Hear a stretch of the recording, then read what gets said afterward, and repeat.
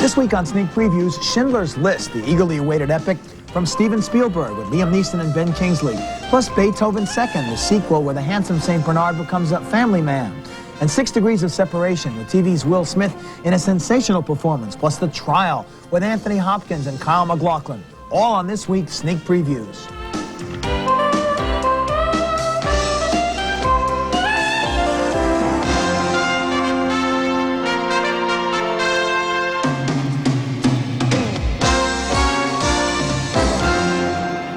There is an opening for a job away from all this backbreaking work at my new villa.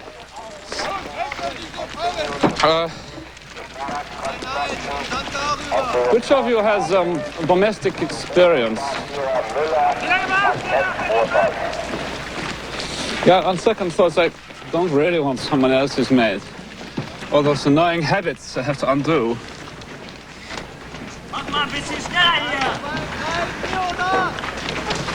I don't want to give you my call. What's your name? Helen Hirsch. What? Helen Hirsch. What? I can't hear. Helen Hirsch.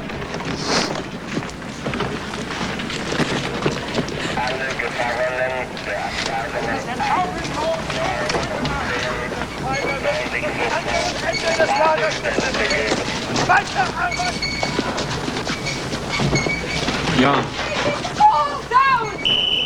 That was newcomer Rafe Fiennes, who was brilliant as a cold-blooded SS commandant of a Nazi labor camp in Poland. It's in a scene from director Steven Spielberg's epic film, Schindler's List.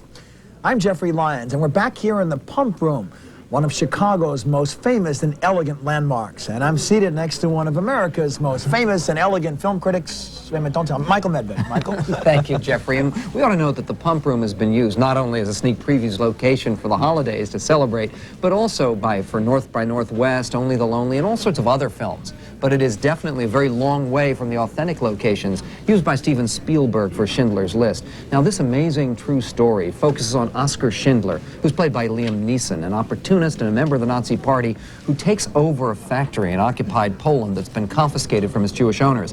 And he wants to exploit Jewish accountant Ben Kingsley to help him make his fortune. Finding the money to buy the company. That's all. You don't have any money. Not that kind of money. You know anybody? Jews, yeah. Investors. You must have contacts in the Jewish business community working here.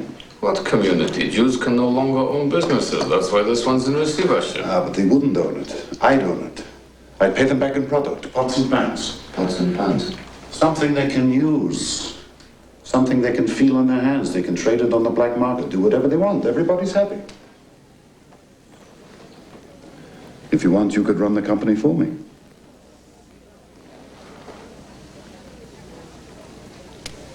Let me understand. They'd put up all the money. I'd do all the work. What, if you don't mind my asking, would you do? I'd make sure it's known the company's in business. I'd see that it had a certain panache. That's what I'm good at. Not the work, not the work. The presentation. And the presentation is magnificent in this beautifully shot, staring film that shows how this selfish man, Schindler, ends up transformed into a genuine hero who risks everything in an attempt to rescue more than 1,000 human beings threatened by the Nazi death camps.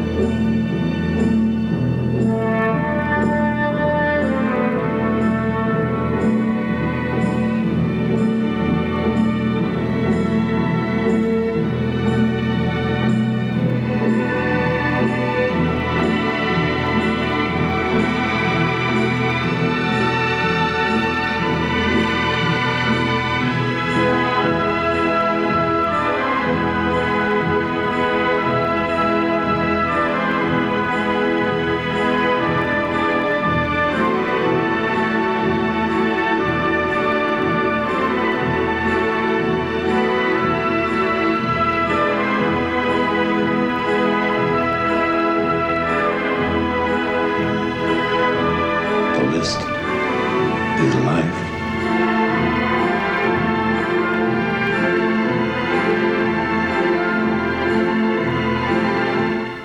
We should say that we usually don't show promotional trailers, but that montage of scenes, I think, will give the viewer an idea, a sense of what it is to experience this movie. And I can't really judge this in the conventional terms of any other movie I've seen in recent memory. That's why I use the word experience, because you don't just go to the movies and watch this film, you experience. I think in some strange way, it's so uplifting, despite the horrors that you see, it may change you forever. I know seeing this movie, I'm never going to be quite the same person again. I agree with you. It is an absolutely great film. I think it's the likely winner for Best Picture of the Year. You know, Hollywood has made a fortune showing sort of the seductive power of evil over the years. This is a movie about the seductive power of goodness. How this very shallow guy, a hedonist, Oscar Schindler, beautifully played by Liam Neeson, somehow gets changed into the kind of person who's going to risk his own life for the sake of strangers, to save people. What an extraordinary story it is, with terrific attention to historical detail, and actually shot at many of the real locations in Poland. And the way he makes that change is convincing. If it were overnight, if it were some revelation that only seems to happen in the movies, then you wouldn't buy it. But the way it's done in real human condition terms, bit by bit, little by little. He looks down on the devastation one time, and he's on his horse with a girlfriend, and you can see he's beginning to change. You expect him to do something dramatic, and he doesn't. He does something believable. He rides off, but you know that inside his head something is going on, saying, my God, I'm wearing the swastika here. Is it right? And he keeps it on through most of the movie anyway. And it feels like absolutely reality at every moment. It is a beautifully shot film. I'm glad he shot it in black and white, because that does give it more of a real sense to it. And I think we ought to say that we're both Jewish, so we experience this film rather directly. But this is not by any means a film that's only going to impact Jewish people, because what it's about is it's about how any person, in this case, a member of the Nazi Party, and not a very particularly outstanding guy, Oscar Schindler, responds when he's surrounded by monstrous evil, and ultimately has to, as we showed in one of those scenes, try to light a candle and do something. And a person of any generation will wonder how any of this could have happened during our lifetimes or during this century. It is an experience you will never, ever forget, and is a film everyone must be sure to see. And boy, I couldn't agree with you more. Well, next up is 6 Degrees of Separation, John Grier's screen adaptation of his witty Broadway play. It's about a smooth-talking con man who actually fooled some prominent New Yorkers into believing he was their children's Harvard classmate, and also Sidney Poitier's non-existent son. Will Smith of television's Fresh Prince of Bel-Air plays the liar, and here he's won the confidence of art dealer Donald Sutherland and his wife Stockard Channing and Ian McKellen, their fascinated dinner guest. This nitwit Chapman, who shot John Lennon, said he did it because he wanted to draw the attention of the world to Catcher in the Rye, and the reading of this book would be his defense. Young Hinckley, the whiz kid who shot Reagan and his press secretary, said, if you want my defense, all you have to do is read Catcher in the Rye. I haven't read it in years. Well, I borrowed a copy from a young friend of mine because I wanted to see what she had underlined. And I read this book to find out why this touching, beautiful, sensitive story published in July 1951 had turned into this manifesto of hate. I started reading. It's exactly as I had remembered. Everybody's a phony. Page 2, my brother's in Hollywood being a prostitute. Page 3, what a phony slob his father was. Page 9, people never notice anything. Then on page 22, my hair stood up. Well, remember Holden Caulfield, the definitive, sensitive youth wearing his red hunter's cap? A deer hunter's cap? Like hell it is. I sort of closed one eye like I was taking aim at it. This is a people shooting hat. I shoot people in this hat. We're going to Later, his victims lunch with some close friends, Bruce Davison and Mary Beth Hurt. And during their conversation, they realize that their friends have a story to tell that sounds all too familiar. Friday night, we were home.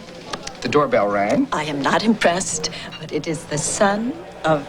You got it. The kid was mugged. We had to go out. We left him. He was so charming. Oh. His father was taking the red eye. He couldn't get into the hotel till 7 a.m.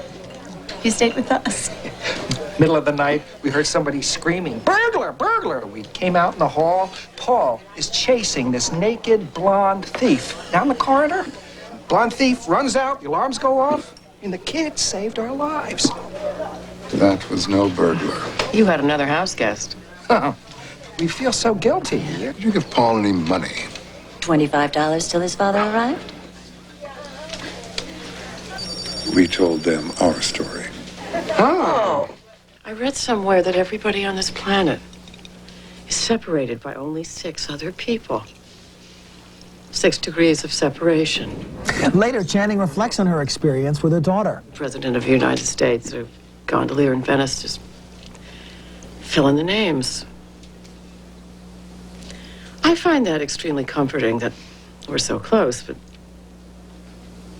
I also find it like Chinese water torture that we're so close, because you have to find the right 6 people to make the connection. You know, it's so pleasurable to watch this kind of acting where every nuance is so beautifully thought out and the people listen to one another.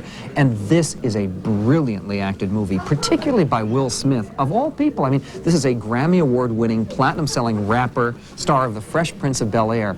And here, his performance is devastating. You can see that his character is irresistibly, powerfully seductive, and yet he shows sort of the underlying pathos and the danger in this character. What a performance. Well, I'm a great admirer of John Guare, who wrote the screenplay in the original Broadway play. He also wrote the screenplay for Atlantic City, wrote a fine play called The House of Blue Leaves. He's so adept at recreating this phony, sophisticated talk of people, which he loathes. Even the gestures, they're holding the coffee cups and stirring them while they tell their stories, and they look like characters in a New Yorker cartoon come to life. And he has us wondering at the end, who's the real phony here? Either this guy who comes in or these people who live these phony, nouveau riche, opulent lives who have not a real bone in their body. So both people are at fault. Of course, one of the observations in the play is that the Donald Sutherland character, who's an art wheeler-dealer, is just practicing a hustle at a higher level. And the fact is that this is not at all like Bonfire of the Vanities, where it shows the same kind of New Yorkers, though in the movie version, as sort of grotesque caricatures. These people are very sympathetic because of the quality of the acting. And the rap on many plays like this, where you take a play and you adapt it for screen very faithfully, is, oh, it sounds talky. But with this, you don't mind, because Guare's talk is so brilliantly crafted. It's as invigorating, as bracing as a chilled glass of dry white wine. Well, Fred Shepsey, who directed it, also directed the movie version of Plenty, which was based on a powerful play. So he's no stranger to the challenge of taking a good play, a lot of interaction on it, and making it not be flat on the screen and not be stagey. It works wonderfully well. I think that Fred Shepsey now has to be ranked one of our most undervalued directors. He's done Roxanne, A Cry in the Dark, even did Russia House, which I happen to like. Mr. Baseball. This picture is terrific, another winner. Well, next up is a new version of Franz Kafka's landmark novel, The Trial. Now, this story centers on a young bank clerk in turn-of-the-century Prague, played by Kyle MacLachlan, who's arrested on his 30th birthday, and then he's expected to prepare for his trial without ever learning what the charges against him are. He's helped by a sexy, mysterious woman, Lainey, played by Enchanted April's Polly Walker, who's the mistress of an ailing but influential lawyer, Jason Robards. MacLachlan later describes his predicament to an all-knowing priest played by Anthony Hopkins. How do you think it will end? I don't know. Do you? No. But I fear it will end badly. Your case may not get beyond the lower court. You are considered to be guilty. But I am not. And anyway, how can any man be called guilty? We're all human beings, aren't we? One human being is just like another. That's true. But that's how all guilty men speak. So, that's how it is.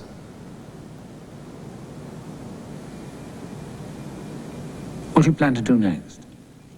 Get more help.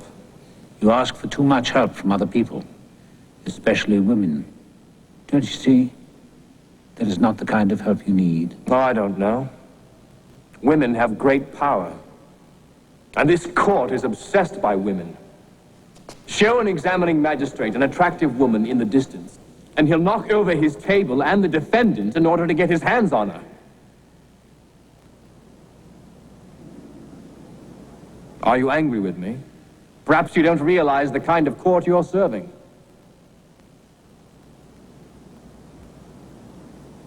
I didn't mean to offend you. Can't you see what is going to happen to you? Well, that's the way I felt watching this movie, because it's the kind of movie I usually hate. It's confusing, it's depressing, it's impossible to follow at times. All but true. Michael, it is mesmerizing. To me, it was horrifying how this guy is caught in this world where he's accused of something but never told specifically what the charge is, how his life goes on. It's full of flashbacks and flash forwards. just as the original was with Orson Welles and Anthony Perkins and Romy Schneider. Couldn't follow that one either. I was mesmerized by it, and when I say I recommend it to people, I'll go this far. Up to a certain point, know what you're getting. You use the term horrifying. Yes. The horrifying thing to me is that all of this talent was wasted in this movie. We should say the screenplay's by Harold Pinter, the very celebrated playwright. No slouch. It's directed by David Jones, who did 84 Charing Cross Road, which we both liked, and Betrayed with Ben Kingsley, which we both liked. It is very dutifully directed, but unlike that old Orson Welles film, which was very free form and surrealistic and sort of timeless, it could be anywhere, this tries to be very specific in Prague in pre-World War I. And as a result, none of the surrealism in the plot comes across. Well, it's very distant. That's a good, it doesn't matter to anyone in the audience. That's a good distinction which you make, but I think that distinction can exist to justify a remake rather than just a copy of the earlier style. They tried it in a different direction because with the trial there are so many different ways you can go, and if you choose the wrong path, at least sometimes what you may consider a mistake may be worth seeing. You know, the one thing I would say is I think we ought to acknowledge that Kafka's had a pretty rough time recently on screen. I mean, the film by Steven Soderbergh with Jeremy Irons, Cold Kafka, which tried to meld his life and his work, didn't work at all. And Woody Allen tried to bring in Kafkaesque elements and shadows and fog with it doesn't work at all. It really doesn't. I think this film doesn't work at all, and I can't recommend it on any level. For me. Kyle MacLachlan was wonderful in it, and Anthony Hopkins was fine too. Just something I didn't think I'd like and did. Good luck. I'm glad you enjoyed it. Well, next up is Beethoven's Second. This is the sequel to one of the biggest family hits of last year. Now, this time out, our leading man, who is of course a furry, drooling, 185-pound hunk, develops a whole new facet to his on-screen personality. Beethoven and Missy. All the secret longing, all the sentimental journeys, the shared desires, and sweet surprises. The kind of love that leads to only one thing.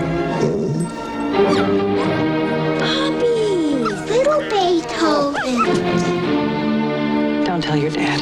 Well, they don't tell their dad, but one night at dinner, Papa Charles Grodin discusses plans for an upcoming vacation and begins to notice some strange noises from the basement. Now, Fred was a little concerned that we had a dog, but I said our guy wouldn't be any trouble. Isn't that right, you little chihuahua, you? Bless you. I mean, no business, no phones, no nothing.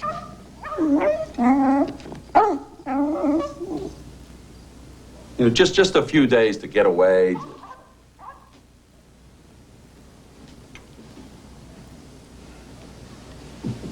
Are those sounds coming from outside or in the basement? Outside.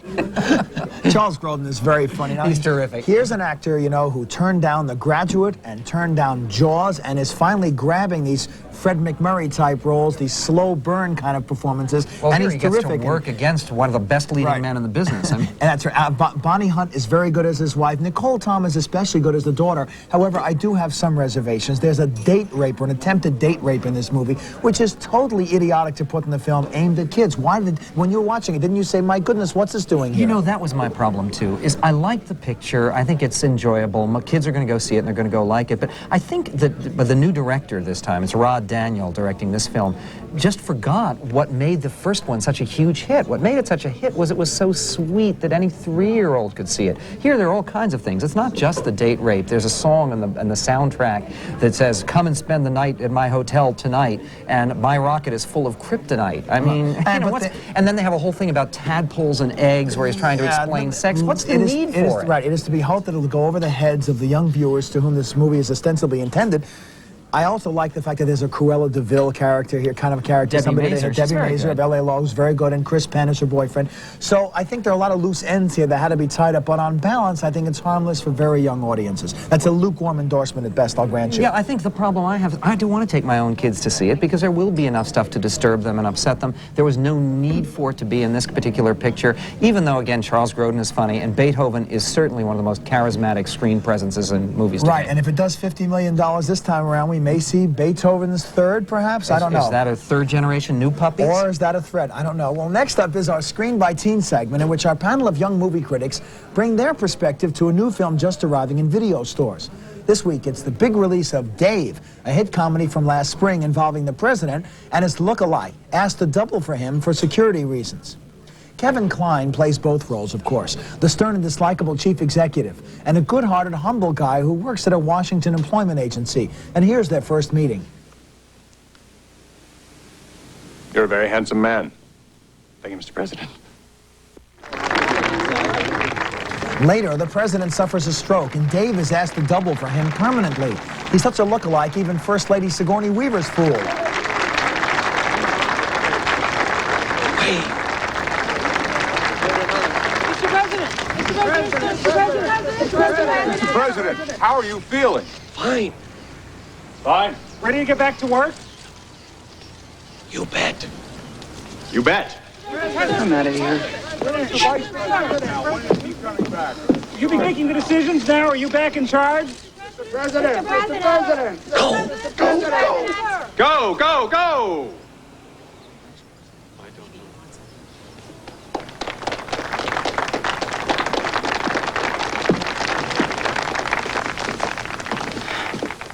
Don't you have anything to say to me? Thank you for doing this, Ellen. You don't change, do you, Bill?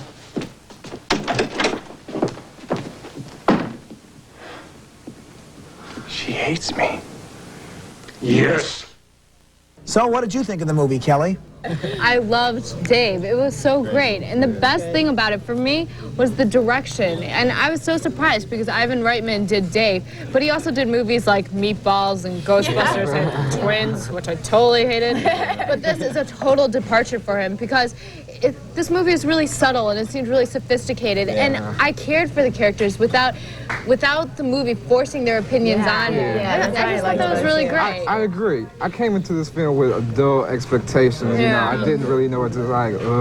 But I walked away and I really enjoyed. I really liked the movie. You know, it was really good. The performances were just spectacular. Sigourney Weaver just played an excellent role as the wife. Yeah, as the president's wife, she was the strong, independent woman, which is so great because you see so few of those types of roles. We're so used to seeing her blasting aliens away. But I think you have to give some credit to Kevin Kline because I think he was absolutely wonderful. He was fabulous. He was great. He is great in everything he does. But I just loved it because it was such a heartwarming film, and it just made me feel so good and like patriotic and want to go out and be like, God bless America, you know.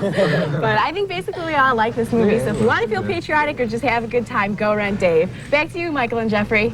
Well, Martha, I'm glad you liked the movie so much. We both liked it too, but I had some reservations about it. I mean, Dave is obviously influenced by my favorite movie of all time, Mr. Smith Goes to Washington, but there's a very key difference, which is Mr. Smith is trying to protect private citizens from the government, which is seen as corrupt and dangerous. In Dave, there's this whole idea, again, that the government is going to solve every problem. Dave's big inspiration is, when he becomes president, is I'm going to introduce a program that guarantees every American a job. And everybody looks at each other, how come we didn't think of that? Isn't this terrific? Don't get overly political with me on this. I will tell you that there is a point in the movie where Dave's best friend, played by Charles Grodin, who's an accountant, goes over some of the government books and figures and can't believe the government is being run that way. So it does take both sides of the aisle, too, to a point. But more than that, it reminded me of The Prince and the Pauper and all those evil twin movies. But it is so lighthearted, and Kevin Kline is so perfectly cast in both roles and works so well with Sigourney Weaver in both roles that overall it's a good comedy. Better and more interesting playing the nasty president than playing the good-hearted Dave. We don't see quite enough of him.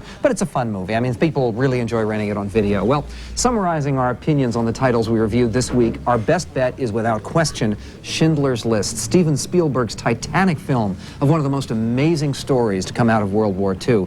Now, as you'd expect in a film with such brutal subject matter, there is some harsh language, some explicit sexual encounters and nudity, and there's plenty of graphic, deeply disturbing violence.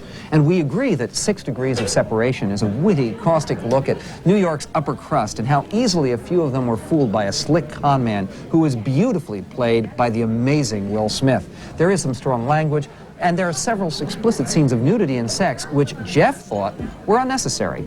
But we split on the latest adaptation of Kafka's The Trial. Jeff thought it created a bizarre world of paranoia with a fascinating look at turn-of-the-century Prague. But I thought it was just dry and distant, a dutiful tribute to the novel, but one that doesn't work at all as a movie. There is some strong language, some mild sexual content, and occasional scenes of bloody violence. We agreed, rather mildly, that Beethoven's Second is a barely adequate family find. This this is a bland sequel to the popular movie about a cuddly family and a lovable St. Bernard. Now, kids will probably be entertained, but there is one scene of attempted date rape, and there are other F-references whose presence in a children's movie can only be described as idiotic. And towards the end of this picture, there is a brief scene of violence in which a pair of dog nappers get what they deserve. And our Screen by Teens panel agreed that Dave was an enjoyable romp about the president and a stand-in, with both roles nicely handled by Kevin Kline. There is a smattering of tough language and some surprisingly explicit sex scenes. So that's it for this week's show. Please join us next time when we review Heaven and Earth, the new Vietnam epic by writer-director Oliver Stone, and What's Eating Gilbert Grape with Johnny Depp and Juliette Lewis, and Grumpy Old Men, no, not with Michael and me, but with Jack Lemmon and Walter Matthau, and Anne Margaret, plus other big new holiday season releases, and hopefully I'll be back too, Michael, with my voice intact. I hope your voice is intact and everything else for next week, Jeffrey. And I'm Michael Medved, and until next time, don't forget to save us the aisle seats.